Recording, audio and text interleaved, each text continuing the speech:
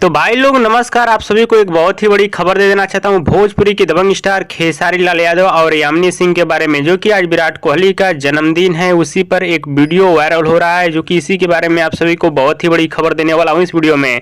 हाँ तो दोस्तों, इस वीडियो को लास्ट तक देखते रहें और जो लोग मेरे चैनल को अभी तक सब्सक्राइब नहीं किए हैं वो लोग कर लें, क्योंकि हमारे चैनल पर भोजपुरी का हर खबर सबसे पहले आता है। सबसे पहले आप सभी को बता देना चाहता हूँ, इस समय भोजपुरी के दबंग स्टार खेसारी लाल यादव जी एक बहुत ही जबरदस्त और शानदार फिल्म का शूटिंग कर रहे हैं, जिस फिल्म का नाम है प्रेम का पुजारण। और इस फिल्म का शूटिंग पूरी तरह से कंप्लीट भी होने वाला है 1 से 2 दिन के अंदर में। और उसी शूटिंग के सेट पर से एक वीडियो वायरल हो रहा है, जो कि भोजपुरी के दबंग स्टार खेसारी लाल यादव और यामिनी सिंह बैट गेना खेलते हुए नजर आ रहे हैं, जो कि आप लोग इस वीडियो में देख सकते हैं। और इस वीडियो को वायरल किया गया है विराट कोहली के जन्मदिन पे, जो कि आप लोग देख सकते हैं। भोजपुरी के दबंग स्टार खेसारी लाल यादव जी और यामिनी सिंह बैट गेना खेलते हुए नजर आ रहे हैं।